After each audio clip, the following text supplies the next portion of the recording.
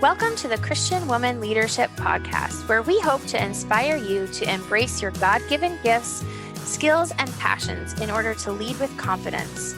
We want you to remember that you are fearfully and wonderfully made in the image of God, and you are fully loved by Him.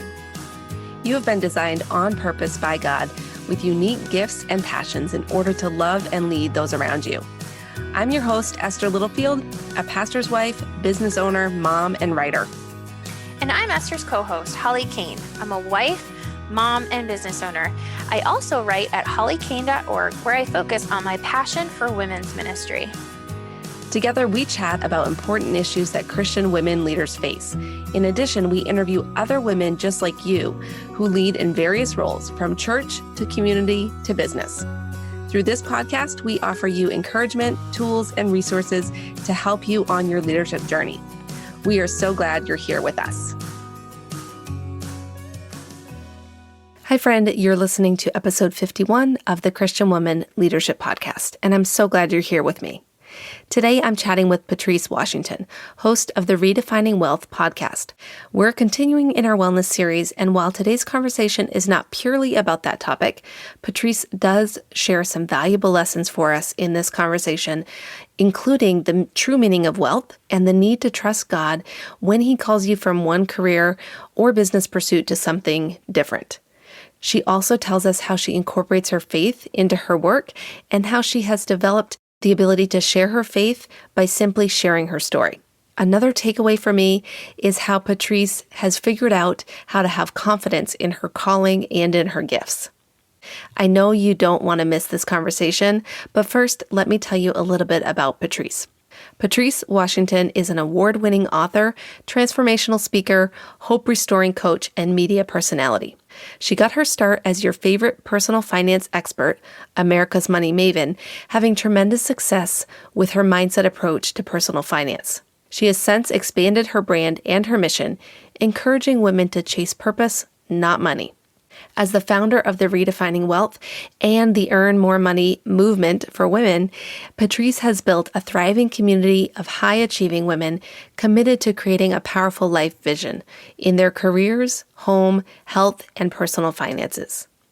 To get the full show notes and to connect with Patrice and anything else that we mentioned during our conversation, be sure to just head over to my website, estherlittlefield.com/episode 51.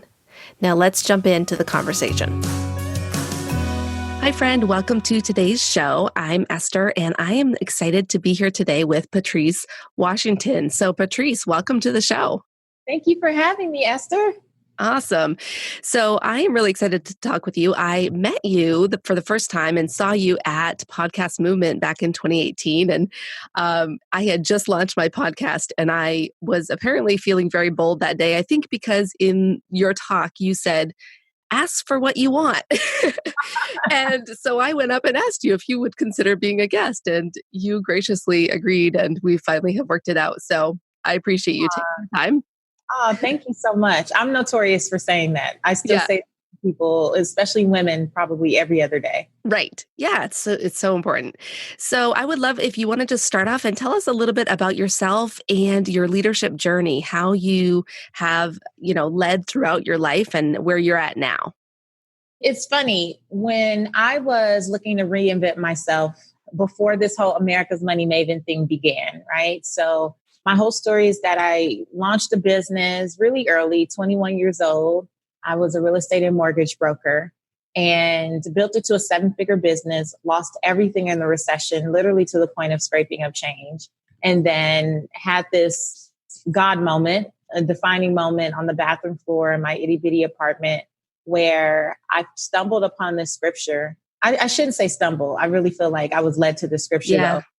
Proverbs 17:16. And it said, what good is money in the hands of a fool if they have no desire to seek wisdom? And that scripture changed my life. It's what my life has been based on for the last 10 years. And in the journey to getting up off that floor, one of the first things I did was start a free blogspot.com. But then I also really, really pursued this idea of seeking wisdom. Because that was the first time it hit me that there was a difference between knowledge and wisdom. So I have been knowledgeable, great test taker, loved school, loved learning, loved to read, all that great stuff. But I didn't understand that wisdom was the application of knowledge. And when I got off that floor, a part of what I was committed to doing was really finding books and stuff that could really help me figure out who I was now. Because I don't know if you've been through any great life transitions, but when you think that that is your identity and you have to kind of start over, it's like, where do I even go? Yeah. And the book that I found, Coach Yourself to Success by Tulane Medina, that changed my life. And I love the structure of the book because it really encouraged you to go back in time and assess really who you've always been. So people are always like, I don't know what my purpose is. I don't know how to find my purpose. And the truth is, much of my purpose lied in just what I had always been, right? Like things I had always done. And one of those things, to get back to your question, was be a leader.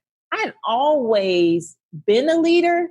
And I realized that gave me the most joy. Like I bent over backwards to be on student council in like third grade. I had my uncle who was an artist making all these cool posters and I was like set and I didn't get it. But it sparked something in me though, because I felt like, but I'm supposed to, like, I am a leader and I know that they don't understand it yet, but I am. Like I felt that just innately. And so I think that I've always been a leader, even when I didn't have the complete self-confidence, which seems weird, right? Because it seems like to be a leader, you would be all super confident and stuff.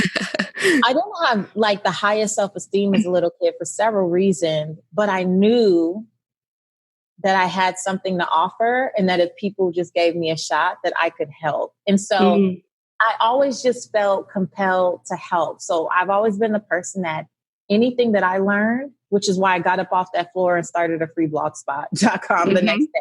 I always felt like anything that I learned, I'm compelled to share with others, even if I learned it yesterday. I don't have to master it. I just have to know it exists. And I'm like the person who's like, guys, this thing exists. Like you should come get some of this. Right. Yeah. And that has just been who I've known myself to be since at least third grade. Awesome. I love it. So do you think that you realized you were a leader? I think you mentioned that you weren't sure exactly when that occurred to you. Do you know when you realized that? I knew I was a boss because I had employees at a young age. Yeah. I didn't know I was a leader until recently. Okay. And I think the difference is, and recently being relatively like maybe the last 3 or 4 years, actually. And a boss, you expect people to follow you because they pay you. You're paying them, right? So if they need to follow, or they're going to be unemployed. So there's a big incentive there. I think being a leader has a totally different thing because the only incentive that people have is the hope that you're sincere and that what you're leading them to is going to help them become their best self. And I think that in the last few years of building Redefining Wealth, I think that has shown me more that I am a leader, because it's one thing to, kind of boss people around. It's another thing to enroll people in a vision and they not just see you with the vision, but that they see that you are actually someone who can, you know what I'm saying? Like help elevate what they're doing. Yeah. Like they're part of the vision, right? They're a part of it. And I think that's totally different. And that has become the distinction for me is that, as a boss, of course, my team, I had a wonderful team. And even for them to do what we did at such a young age, it took leadership, but I just saw myself as the boss. Right. Now I see myself as, which is why I really value what I put out there, and I'm very intentional and I'm very sacred about it because I don't take that lightly. Like if people trust me to give them any bit of wisdom, and that can actually help benefit their lives, then I can't just do things all haphazardly. Like it has to be in integrity. It has to be in alignment, and everything for me needs to line up, or it's not right, because I never want to look up and feel like I led people down the wrong path. Now I can own if I make a mistake. Yeah. right? Even as a leader, I can do that, but I'm just very aware that people are following whether you want them to or not. Yeah. Yeah. I think that's why the Bible talks about the idea of teachers needing to be like, there's a heavier consequence for teachers if they lead people astray. And that's the way I see leadership is we have a bigger responsibility because, like you said, people are listening and they're following what you're advising. So if you lead them down the wrong path, that's on you. Yeah, it's scary too, because you see so much of that these days where people just have no regard. They, it's sad, it's sick, it's disheartening. But then it's also a reason for spirit-led, faith-filled people to stand up and take their rightful place and do their part to shift that. Like that was one of the things that I really felt compelled a couple years ago. I felt like I would be looking at people and I'm like, God, why are these women following this lady? She's nuts, right? I'm like, this is not right. This is not right. And then, like one day I felt the Holy Spirit like, okay, but you're not doing anything about it. So shut up. Like if you're not going to do your part and you know that you would lead with integrity and not treat people this way. But if you're not going to do it, then of course there's going to be so many other people out there who get to run amok because they're not timid. But for some reason as believers, we get timid with the call and we know that we're called to lead and we know that we're called to help, transform people or take them on this journey or, in any industry because we're sprinkled everywhere in order to lead people to Christ, it's like that is our call. Yeah. But so many of us are timid about it. Yeah. And I was, and that was one of the shifts that I made is like, I want to be more intentional even about just spreading and sharing my faith in my work and not allowing, TV shows or folks who bring me to speak at things try to kind of squash that. Right. Oh, could you not talk about, no, I'm going to have to, because that's who I am. And even that, being more bold about that has led to so much more respect from people that I thought it would scare away. Yeah. I was just going to ask you how your faith has played a role in your leadership. So how has that, how did you make that shift to just saying, I'm going to make this part of more publicly who I am? Well, it's always been who I am, right? So in circles that I controlled, if you knew me, you just knew that's what it was. Or if you heard me speak, you're like, oh, okay, this girl. Yeah. Right. Like it comes across. And there were a couple times early on in building my career where I was speaking somewhere at a corporation and I did 2 sessions and the morning session was excellent. And they said, we loved everything. If you could just like not necessarily, include that spirituality piece. Because, we represent all faiths and this and that. And I was like, I'm like, okay, so I can try, but this is who I am. So it's probably just going to slip out, but I can try. And I did not mention it in that second one. And that was, I felt like I betrayed myself. I felt like I betrayed a part of myself. And it would be years before I would face that again, where someone was very specifically saying that. And the second time it came around, I was like, actually, if I can't, then I'm just probably not the person to speak. And they were like, no, we really want you to speak. I'm like, then it's going to have to kind of be all of me. Or none of me. And they allowed me to go ahead and I did my thing and it was great. And it was a wonderful turnout. And what I've learned is I say this all the time now that faith is a pillar. I switched and just like, look, faith is a pillar. I wouldn't be here without my faith. I wouldn't have the resilience that I have without my faith. I wouldn't be able to serve you all without my faith. And so when I made that switch and said, I'm going to make faith a pillar, one of the things that would come up was just, sometimes it's the same thing. But when I get to a stage, I tell people, no, I'm not here to convert you. Like, I'm not here to push my faith on you. I'm not here to convert you. I just have to be true about what my story is. And I also say, listen, and the truth is, even for Christians, many of us say that we believe in something that we don't make time to practice. And so I feel like my job is to plant seeds, though. I'm just here to plant seeds and tell the truth about my story. And I know that God is very present in my life every day. Yeah. Okay, right. And so I think that learning how to share your faith without condemning other people is what truly allows people to still get the message, because we're just messengers. Yeah. And so when we start to make ourselves better than other people or condemn them for their like when we start doing that, then we cut folks off before we could even potentially plant the seed. And so now I just see it as my job is to just like, man, be a good messenger. Yeah. Like, just be a good messenger. I think that I try to run myself through a question anytime I go to say something or post something on social media, especially is this going to draw someone closer to Christ, or is it going to push them away? And like what you're saying, it's really just planting seeds, because it's not my job to convince someone, but I do want to speak the truth and be honest about what God has done in my own life.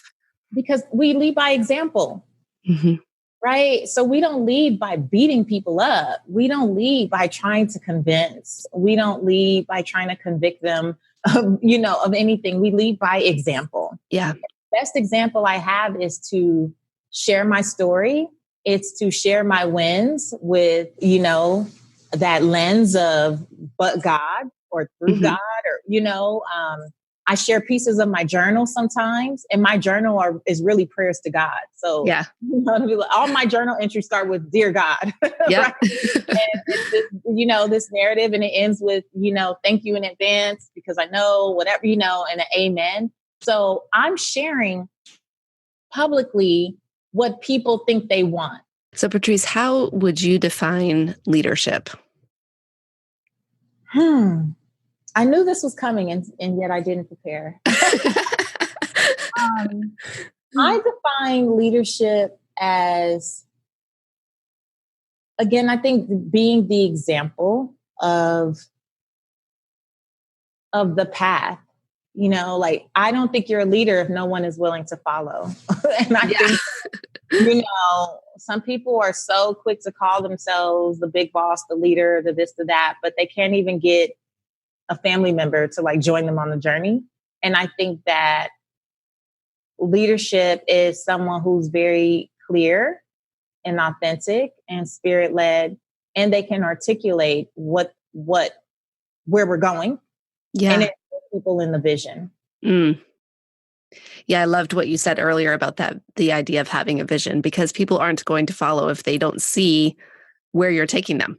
If they can't see the picture of where am I going to end up? Right. Yeah. That's for any, I think, like Christian businesswoman, like no matter what industry you're in, you have to be able to show people the heaven of whatever their circumstance is. The only way that people trust that you could take them from the hell of their reality to the heaven that awaits for them on the other side is if you can really articulate what that journey looks like and kind of position yourself as the guide. Yeah. Love it. Okay. So I want to talk a little bit about redefining wealth, because that's the name of your podcast. And I think So can you explain what you mean by redefining wealth for those who aren't familiar? Yeah. So I've been known this whole time since getting off the bathroom floor back in 2009. I coined myself the Money Maven many years ago, and I was determined to say it until other people believed it. And so I did. And so for 10 years, I've been America's Money Maven. And I've done so many different shows, everything from Fox News, Dr. Oz, Steve Harvey. I've been featured in all this stuff. And what would annoy me, Esther, is that I knew the truth, which was in order to rebuild myself after losing everything, rebuild my wealth, that I was not just focused on budget and credit reports and saving, but that there was so much more work that I was doing. So I started to feel like I wasn't being honest, because I would go on these shows and they'd want to have the same conversations over and over again. The same conversations. And I'm like, how many times can we talk about saving on groceries or, saving for the summertime or saving during the holidays or cutting coupons. And I'm like, that's not it. I'm really fascinated with behavioral finance and financial psychology. And I'm like, there's so much more it's not budgets, it's behavior. Like I want people shift their behavior. And so a couple years ago, 2017 is when, again, that still small voice, Holy Spirit was like, you're not telling the truth. There's more to it. And you said you would tell the truth and now you're not. And I'm like, oh my gosh, but my career is going so well. It's that thing that many of us feel when we're being called to do something different and to possibly pivot. And we're like, but God, I have a good thing going. Like, this is what we prayed for, right? This is what we talked about a long time ago. And now we're here. So why are we going to interrupt that? Why are we going to mess this up? And that tug kept coming. And so redefining wealth is my voice in this space that says, hey, you want to be better with money. Here's what you should know. Building wealth is so much more than money and material possessions, because the true 12th century definition of wealth is well-being. It was never budgets. It was never credit reports. It was never savings. It was the condition of well-being. Yeah. And I have, for the last several years, since again, rebuilding my own life, focused on so much more than just the money stuff. And I focused on building my faith. I focused on the fit pillar we talk about, which is being physically and mentally fit. And my big thing with that is just understanding that if you have a vision for your life, God has placed a vision on your heart, then you also have the responsibility to protect the vessel needed to execute the vision. And we can't run ourselves in the ground chasing this vision and then be upset when we don't get to see the full manifestation of it because we've not taking care of ourselves mentally or physically. And so I talk about that. I talk about people and how creating relationships that matter have just changed my life in so many ways. Oh my gosh, I've had so many opportunities that I was not qualified for, if we're going to keep it real, And I don't know if you've ever seen there's like a meme out there that says like, God does not call the qualified, he qualifies the called. Yeah. Believe that. I believe that wholeheartedly, because I've ended up in rooms where I was like, how am I here? Like, how did I get here? Right. And a lot of that has come through the people pillar, just, honoring people, creating great relationships and with no expectation of anything in return. And then boom, someone's like, hey, I thought of you for this. And it's like, that's not even something you can pray for. Right. My only thing was to be good to people. Like, that's it. And again, like, allow God to do the rest. It's not my job to try to force or manipulate or make things happen. Just treat people well, right? So the people pillar, space pillar is about setting up your environment to support you and just honoring the time that you do have. And so many of us waste valuable time. And then we're praying for solutions, but it's like the thing that God gave you was time, right? Like, time is your most valuable resource. And so many of us waste valuable time. And so there's just like all these things, and then faith, and then work, which is living your life's purpose. And I feel like a part of that, much of that is just honoring the gifts and talents that God gave you freely. And again, that's where I go to that, so many of us are timid to use the thing that comes naturally to us. I remember being one of those people who I didn't realize that speaking was a gift. I completely took it for granted. As a matter of fact, it's the thing that I got in trouble for more than anything else growing up. That was the thing. And now I literally speak all day, Esther. Either I'm doing an interview or I'm recording something or I'm on stage or I do television or I do radio. Like, all I do is talk. And that was the thing that I was willing to just chuck to the wayside because I thought that a gift was like playing the piano, which I took 3 years and was horrible, or doing a basketball, which I did play, but I was not WNBA material, right? Like, I thought that gifts and talents were those things, but it was the very thing that God gave me freely, like put it in me from before my mother even knew me. That was the thing that I was supposed to use to impact the world, to fulfill my purpose, and to build wealth. Because, Deuteronomy says God gives you the ability to build wealth. And I believe that comes in the form of our gifts and talents and things that come to us freely. And so in the work pillar, I'm always just trying to drill that home that you already have it. It's there. Like whatever you need is literally already there. Not to say that we don't need to perfect our gifts and put the practice in for mastery, but whatever we're supposed to use, literally, we already got it. And then the last pillar is money. So I don't talk about money till the very end. I rarely do a lot of money stuff. And that's really strategic because I believe that, the natural byproduct of us gaining mastery and fulfillment in these other areas is that we just start to do the stuff we already know to do about money. Because it's not rocket science. Yeah.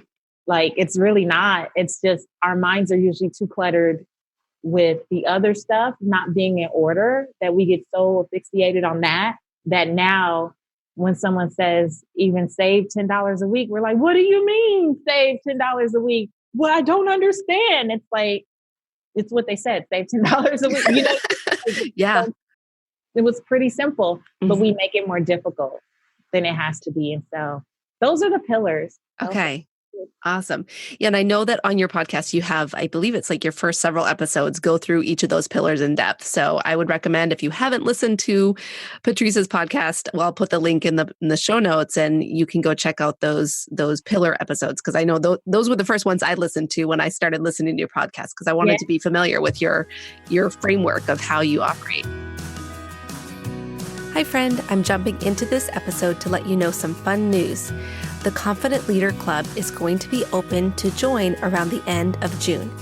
If you're looking for a way to connect with like-minded women who understand how lonely leadership can be, if you want to grow and broaden your skills as a leader, and if you're looking for accountability to take action on your big goals, then I want to invite you to get on the waitlist now. Those of you on the waitlist will have the first chance to jump in when the doors open again. You don't have to lead alone, and the Confident Leader Club will provide you with the community you've been looking for. Head over to confidentleaderclub.com to get on the waitlist now. Now let's jump back into the episode. So how did you land on that concept? I mean, you shared the verse that came to you and that, seeking wisdom, but how did you end up formulating this idea of redefining wealth? And kind of what drove you to share that with the world? Well, the Holy Spirit drove me to share it because, like I said, I was like, no, Real Money Answers is doing good. Like, I really don't need to rock the boat with that. But I felt compelled once I had that, kind of moment where I felt like, no, you said you would tell the truth and it's time that you share more. You get out of your own comfort zone. Because what happens is a lot of us allow ourselves to kind of sit in the box that either we made or we allowed other people to put us in.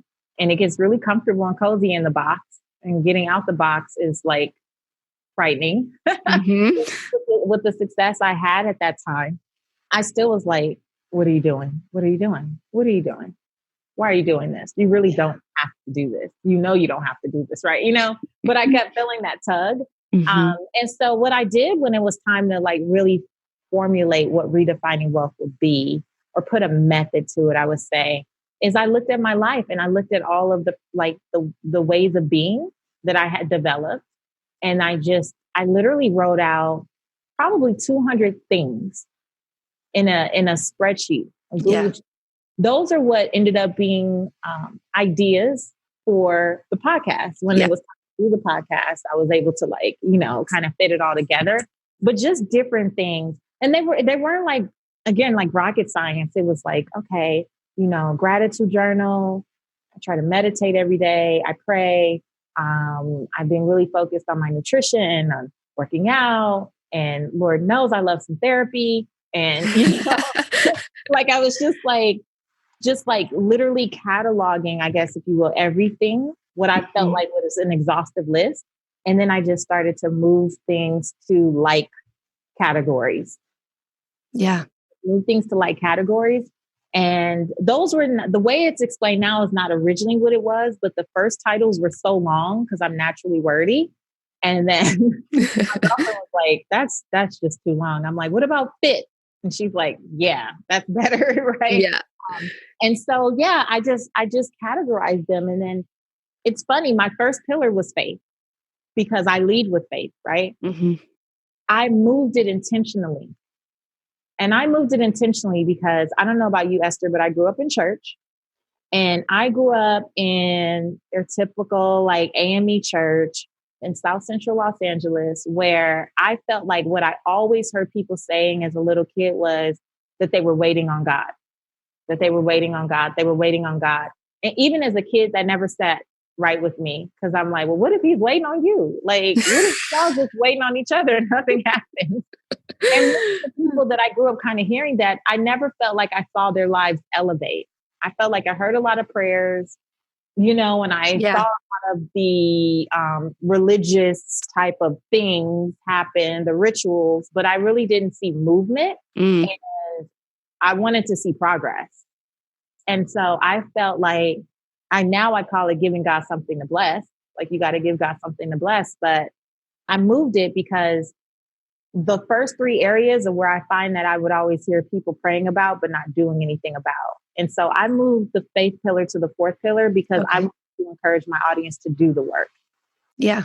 The work. If you're already a faith-filled person or a believer, cool. Now you need to do the work. And then we can come back to like practices and but I need you to, because like God, it's not God's responsibility to give you water versus soda. Like you have that choice. We have free will. Yeah. No, it's not his responsibility that he can't come down and force you to treat people well or force you to mend relationships, force you to get comfortable having uncomfortable conversations. Like he can't come and clean up your house. Can't come and clear your clutter. Can't come and help you be organized and put your keys in the right place, every day. Like those are things that we just have to be willing to do and get the discipline to do. And so that was my process, but I did move things around. I was intentional that money would be last. And even work, because work is something that people tend to like put so much time and focus in, and to the point that they just forget about everything else. Yeah. Their health, their friendships, their family, everything else goes by the wayside. And they're like, well, because I was at work. It's like work is like one aspect of who you are. It's not everything. Right. Yeah. Okay. So I love that. And I love that you just shared how you came to that, because I think what you said earlier about your gifts is a lot of times it's the things that are right in front of us that we don't see. And so, but it takes intentionality to sit and think about our life, what we've done, how we've taken action. And that's how you develop this concept. So going back to the topic of gifts though, you shared, that your gift is speaking. Well, at least one of your gifts is speaking. But for a long time, it was that was the thing that got you in trouble. So why do you think, I think specifically Christian women struggle with identifying their gifts? And I'm just curious if you've seen that and if you know or have thoughts on why we struggle with figuring out what our gifts actually are. First of all, I think it's because we're in comparison mode. So if we're looking to the left or right and not looking within, we're always going to struggle at any point. I did an episode on the power of no comparison. And one of those things was like, as soon as someone says something, we go into, well, I can't do that because of this, but no one asked you to, right? Like that's not the thing. Why are you even jumping into making that comparison? So I think one reason we struggle is comparison. The second reason might be like me, someone talks so badly about this thing that you did naturally that you dismissed it and said, well, that's the thing I need to stay furthest away from, because or I need to change myself, or I need to change myself to fit into what other people may like or want to see. And so, sometimes any seed of doubt, especially from an adult, I think early on that we respect and we love, it follows us until we heal it. Until we are willing to let go and understand that was their story, that was their thing, and that really had nothing to do with you. And one of the things that I've realized over the years, just through therapy and a lot of personal development, is that it makes sense that people would try to steal my gift of talking from me very early on. Because look at who I was destined to become. And so if I didn't get the therapy and do the work to heal some of that, there's no way I could be who I am today. Because I would still be living in that story. Even in 2012 or 2013, my husband was in radio at the time, and he pitched me to do my own kind of Money Minute segment on a station in the Midwest. And the program director's feedback was that my voice was hideous. Oh my goodness. I mean, at first I was like, hideous? That's extreme. For whatever reason, he did not like my voice. And I was like, oh, I was a little bummed. I was like, well, what can I do? Like that, this is the only voice I have, Esther. Like, am I supposed to try to change it? Like, what am I going to do?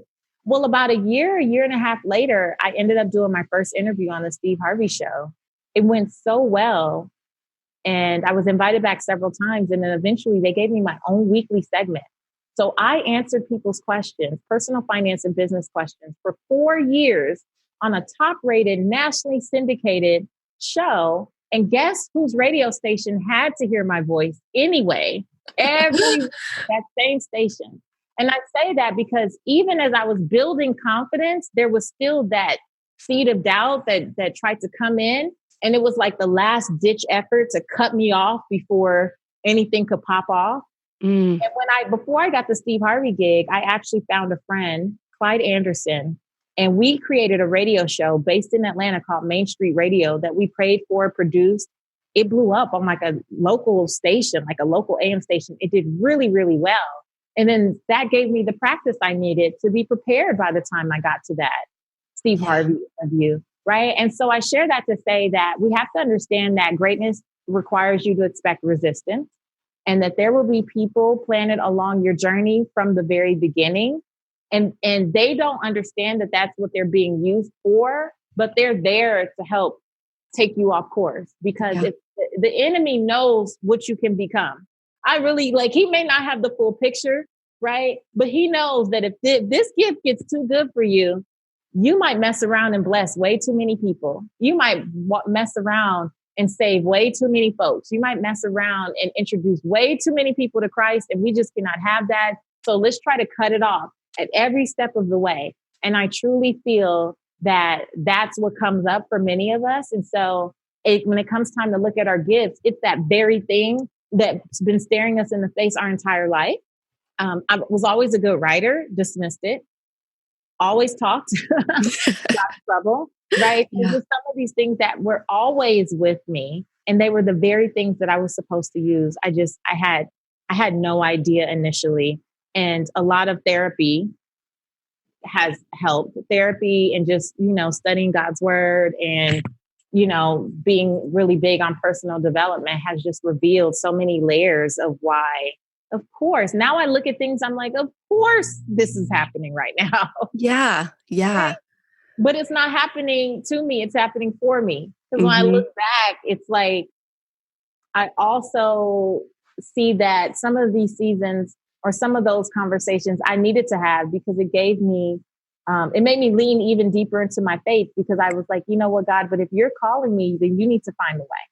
I don't need to find a way. I'm not even capable. So you have to show me the path. Like in Proverbs, it said, you will make my path straight, not my job. My job is to walk the path. So if this is the gift you gave me, if I'm supposed to talk, then you got to help me find ways to talk. Right. Yeah. Yeah. So I want to go back to where you shared, the Holy Spirit put on your heart to start redefining wealth, but you had this other business that was booming and going well. And so I'm curious if you had to walk away from that other business to pursue redefining wealth, or if you kept both of them going. I'm just wondering how you made the decision there. So I don't see myself as leaving one business for the other. I kind of used the platform I had already built to pivot. Okay. So I really feel like even if you're not in industries that immediately connect, a big part of your job is to be able to tell the story and bridge the gap for people about how you went from this to that. Right. And so that's what I've always been good at too, is like kind of the storytelling piece. And so I did have to take down all my old products. So now when I switched to redefining wealth, I did not have any income for the first several months. I was literally funding this switch through savings. Yeah. Because I was really clear that I couldn't straddle the fence. And I couldn't try to like hold on to one thing while trying to pursue the other thing. Right. Man, I have to be all in. I feel like I have to be all in, or it's just, or if I'm not all in, where's my faith too? Like, that's what I felt like in that season. And so I had like products that were very money driven because that's who I have been. And I shut that other side down and just shut it down. It just had a redirect to this new page. So I had a page that said, we're moving. And it just went to another page because the site wasn't even up. Yeah. Yeah. And so the shows that I had been used to going on when I was trying to explain to them what redefining wealth was, and it was new and it was a little different, and people didn't understand how they could position a money expert as a lifestyle person, because I had just been on the show 2 months before and I was the money expert. And I was like, right. Can you not talk about my book? Like, I don't really want to talk. We've talked about my book so many times. I've been here a million times, right? Like, I really don't want to talk about that. I would love to introduce these pillars and stuff. A lot of people said no. A lot of people were like, well, no, that's not what we were thinking. We're thinking like a saving segment again. We were thinking that. And so for a few months there, I really didn't have anything except for this strong belief that I just needed to stick with it and tell people what my truth was. And this was just my truth. And I just, it didn't take long amongst my immediate followers, but it did take some time in terms of the people who used to book me for speaking or television. And even television, I don't even do as much anymore because I think people are still confused. Yeah. But I'm also okay with that, like, because I don't want to do things where I have to pretend to be someone I'm just not anymore. Yeah. Well, I think, like you said, it took stepping out in faith to make that pivot. Even though you're still the same person, what you were sharing about had changed slightly, right? So there's faith there. And then, like you said, you might experience rejection in that change. And that takes even more faith to just keep trusting God that He's going to bring the right opportunities to you. Yeah. And if you know what it did, it forced me to reevaluate myself as a business person and not be so dependent upon other people saying yes. So much of my Real Money Answers career was based on needing someone else to like me, needing them to say, oh, okay, well, we can use her for this segment, or needing them to say, yeah, we want you to come speak. When I had tens of thousands of people by that time on my list, I'm like, why don't I just serve the people? Now, the flip side is when I was starting, I was like, I don't want to charge people really anything. I want to just work with the brands, and they need to like fund the business so that I could keep helping. Yeah. And it was a switch for me. 2018 was hard. Like, cause this all started like mid 2017 around July. And it was, my husband was like, what you doing over there? What are you doing over there? Like, everything looks pretty, but what's going on? But there was definitely a shift. But I think true to what I said about the people pillar, and like I said about even when I started calling myself America's Money Maven and saying it until other people would say it, redefining wealth. And I think that's for me. But whatever your thing is, you have to say it until other people get it. Like, you can't give up when they don't understand. Right. It's not their job to understand. It's our job to be consistent and clear about the message and be relentless about pursuing that message. And I think the reason, since I started the podcast, September 2017, so many things have blown up and I've received so many phenomenal opportunities now, things that are much more than it even was with Real Money Answers, quite frankly, is because, like Steve Harvey taught me, you don't get what you want, you get what you believe. And you do it until you believe it, until you get other people to believe it. And I think what happens is when we don't get immediate validation or affirmation, we give up. But my thing is, if you truly feel that that's what God is calling you to do, how do you give up on a calling? You can quit a job. You can't quit a calling. Right. I don't have the luxury. Some days I'm telling you, I call my mom and I'm like, Mom, why can't I just get a job? Like, why can't I just go, And she's like, because that's not what you were called to do. And I'm like, you're right. Okay, bye. Just needed to hear that. Need to be reminded. So yeah, not that it's easy. It's difficult some days. It's, but I feel called. Yeah. I literally feel like if I don't talk about redefining wealth, I don't know who else will. Now I'm seeing more people kind of take little spin-offs of it, which is cool. Like, that's fine. I don't care. I just want people to be served. And I want people to have that shift for themselves, because I feel like this culture will take you out if you think that, everything is about money and material possessions. It'll have you so stressed and struggling about the wrong stuff for no reason. But I feel called, and I want to encourage any Christian businesswoman, man, who's listening, any Christian leader. You may not get validation the first day you put something out. You might launch a program and nobody buy it. You might, you might test and try things and nothing happens. But if you feel called, what are you going to do? Give up? Because giving up doesn't get you any closer to the goal. Yeah. Either. Right. And I don't know. Sometimes I feel like I say this to myself. I don't know if this is biblical, if this is right, but I'm like, God, I know, I just feel like you're trying to test if I'm faithful. Like, am I really faithful? Like, do I really believe? Like, I was just in a home purchase. I just bought a new house and it just closed Monday. And talk about a test of faith. It's like every time I'm in a real estate transaction, I feel like, man, I might as well not work, have bad credit. Like, what am I even doing? Because you guys treat me like I have nothing, right? And it's the funny thing is, as a self-employed person, the underwriter is always just trying to figure you out. Like, what does this mean? Where did this come from? How did you do this? What are they, And so the whole time, though, I kept telling my husband, I'm like, we need to just let God do what he's going to do. Like, we need to enjoy the journey. I'm not fighting these people, because my faith tells me this is already my house. I've already visualized myself in the prayer room. There's a beautiful prayer room right off my closet. And I'm so big on having a sacred space. And that is exactly how I knew that was my house. I had never seen anything like this room, literally right off the closet. And I'm like, so I already know this is my house. So anything that they say, I'm just going to answer them and keep believing. Right. And so I kept saying, okay, God is trying to test whether I really believe. So I have to just keep saying it. God, I trust you. I trust you. I trust you with redefining wealth. I trust you with whatever platform I'm supposed to have. I'm committed to the vision that God put on my heart, but I'm not attached to how I get there.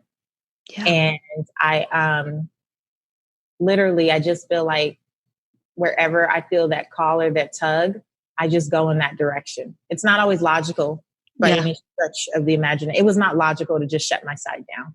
Right. It was pretty dumb. Like, if we're talking like logic, it wasn't wise, but I just felt like I could not split my attention, that if I was going to believe in redefining wealth, that I had to give it all I had. And it took probably like 4 months before I could see a little relief and go, okay. But those first several months, it was hard. Yeah.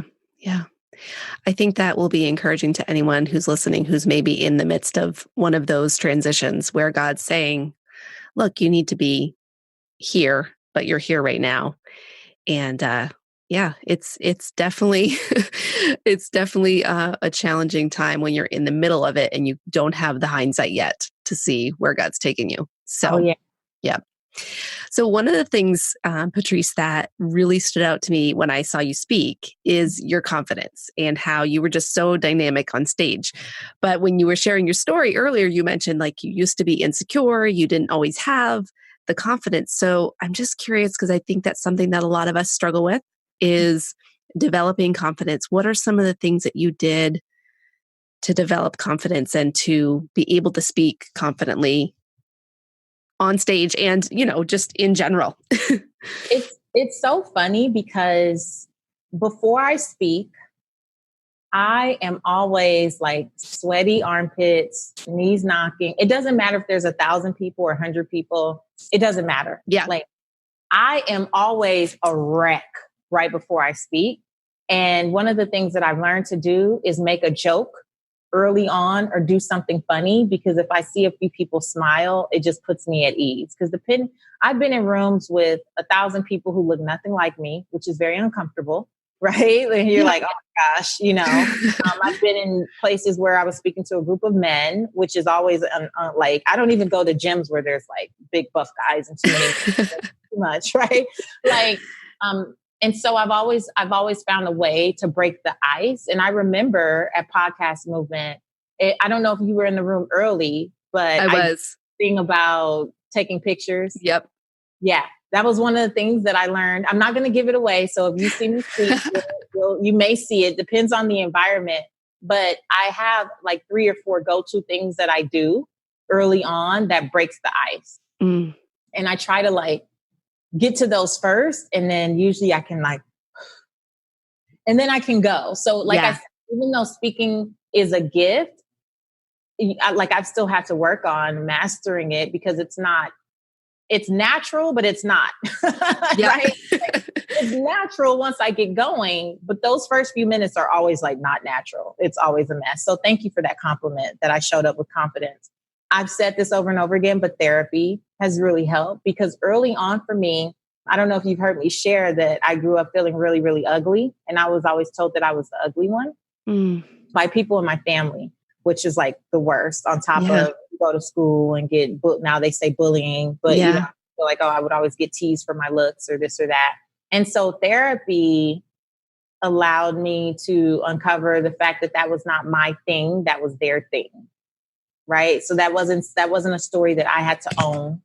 That wasn't something that I had to believe anymore. Like I could let go of that. And I believe that as I went through therapy and learned how to heal and how to forgive people who would never say I'm sorry, and understand truly that hurt people. So it switched for me. And I went from being angry with certain people to having compassion for them, because I started feeling like, wow, who did that to you? Or like, what is so wrong in your situation that this is how you are?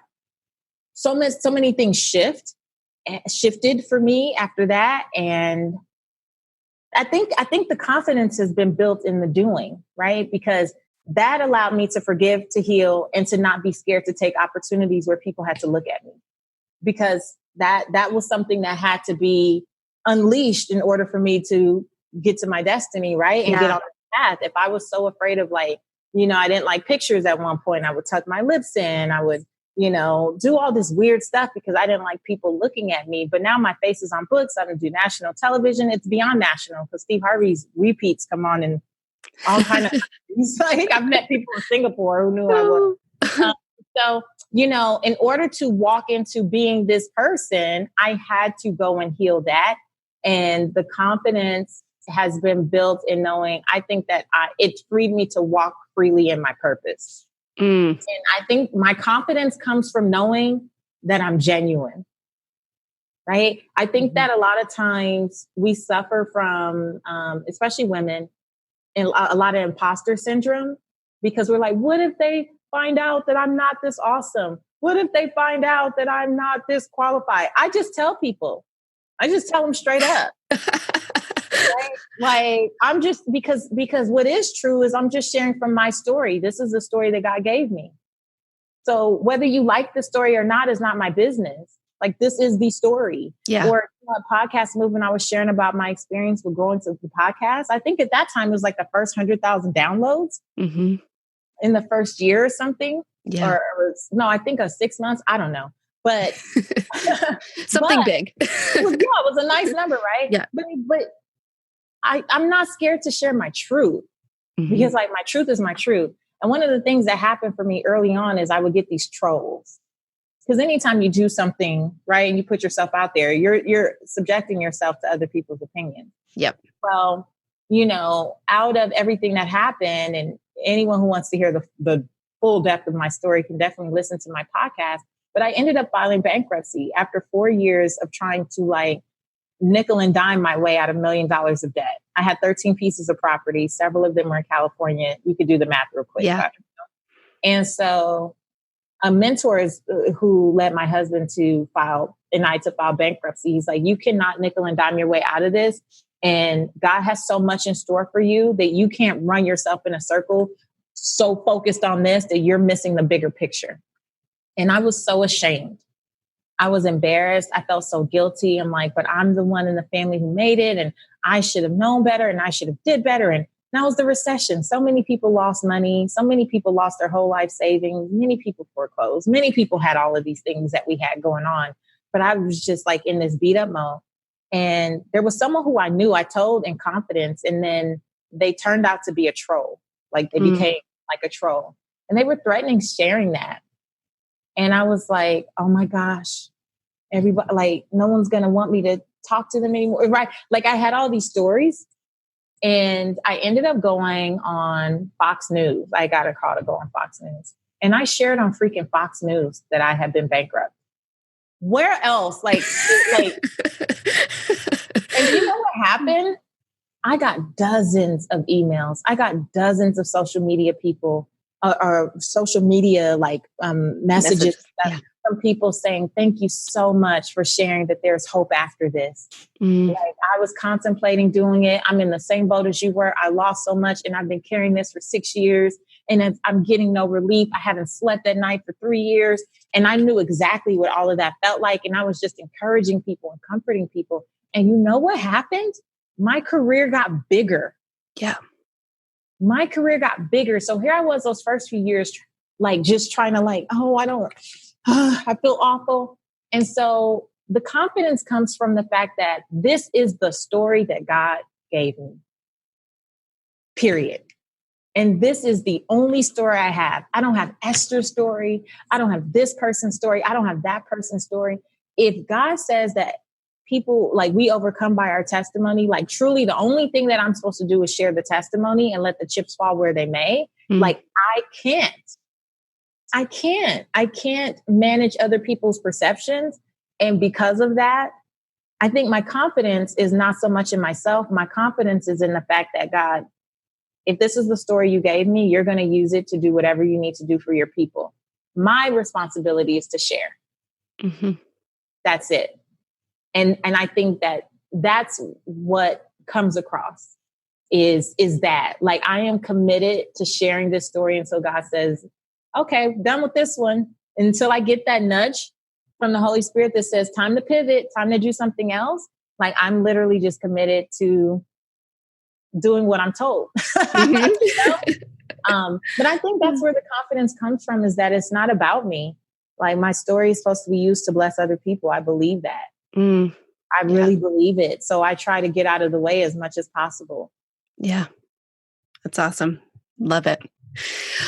Okay, Patrice, thank you for sharing about that. And I'd love to just ask you a couple more questions. And one of them is, we talk about this idea of understanding how God has wired us here on this podcast. One of my things is really understanding how God has made us so that we can use what He's given us. Like you're saying, this is the story God has given me, but this is also how God has wired me with my natural gifts and abilities. So is there any tool or resource that has been helpful for you to understand how God has created you? So I'm like an assessment junkie. Me too. And I have done Strength Finders and Myers-Briggs and all kinds of things. But one that I did most recently, when I launched my mastermind, I wanted a fun assessment, not something that maybe people had already done at their job. And I found Gretchen Rubin's The 4 Tendencies. Oh my gosh. That was the first time that I realized that I was a questioner.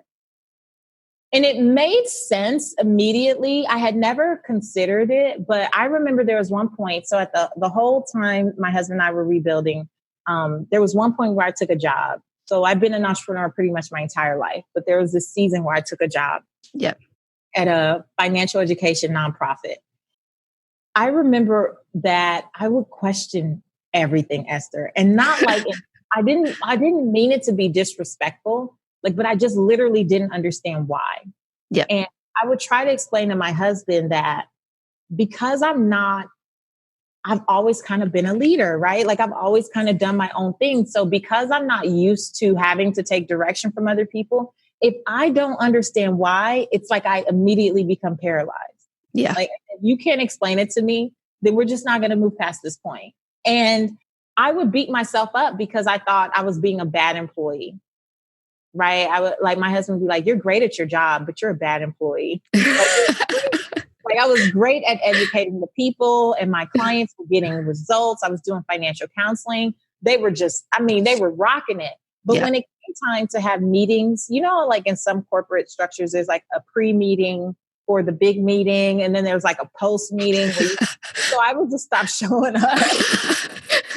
Who needs the meeting? Why are we having the meeting? I would go like, no, I'm doing my work. So when you can tell me why this meeting is necessary, then I'll come.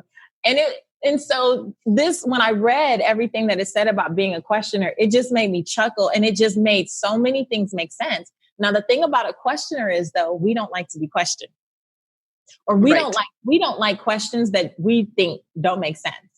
And so it's been really helpful. I had my daughter and my husband read like what the printout said, because when they ask me too many questions, I'm like, now, didn't I already talk to you about this? But my daughter is like, and my daughter's a questioner. Oh, so goodness. We just like, I haven't had her do the assessment, but just based on her personality and what they say about her at school, phenomenal student. Everyone loves her. Of course, she talks too much. She's just like her mom, and I'm like my mom was. But but she questions a lot. And so this helped me too, because I got to talk to her teacher about this and share that she's not trying to be a smart aleck. Yeah. And I wish someone could have like taken up for me back then with something like this, because not only did I talk a lot in general, a lot of my talking was really me asking questions when I thought about it in hindsight.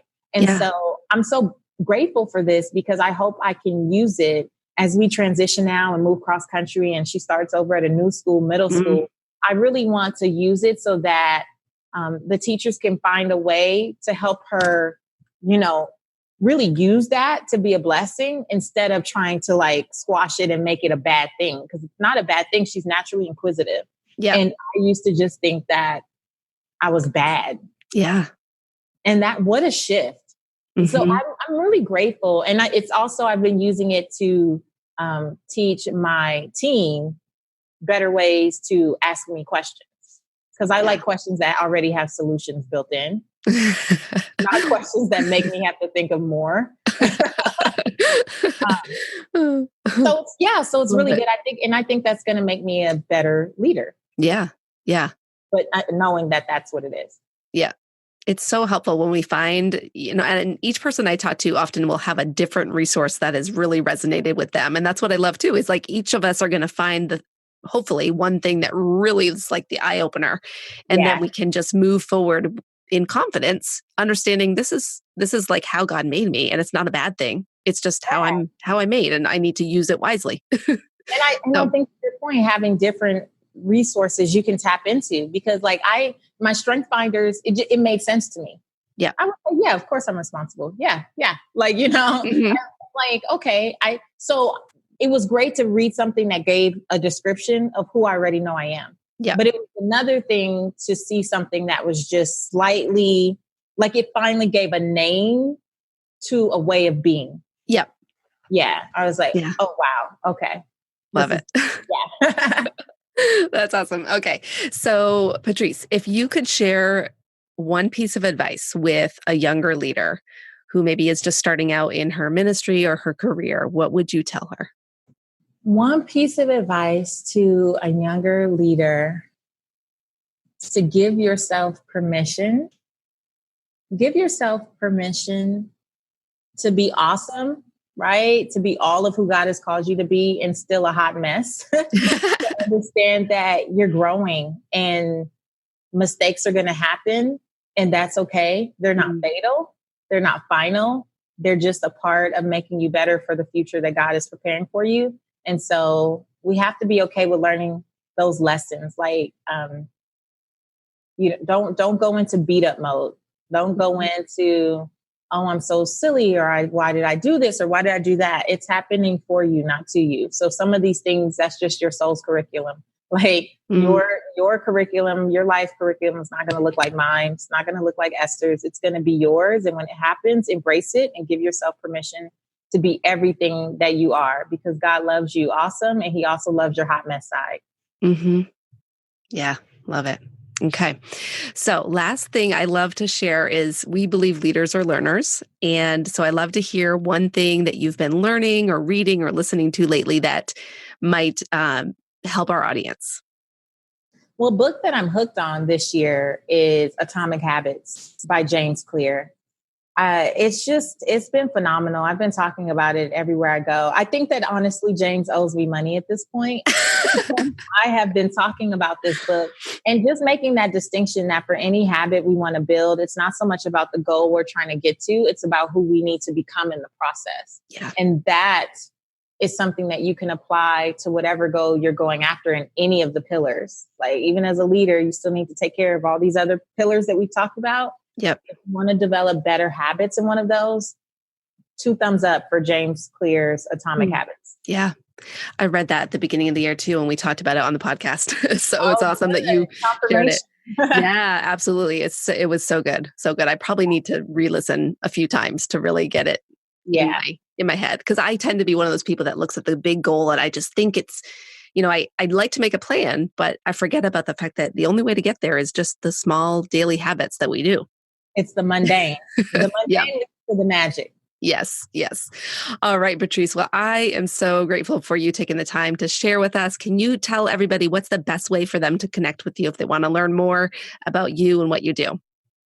The best place is on my website, patricewashington.com, has all things Patrice. So you can see if I'm speaking in your area or, listen to the podcast, watch some videos I have there.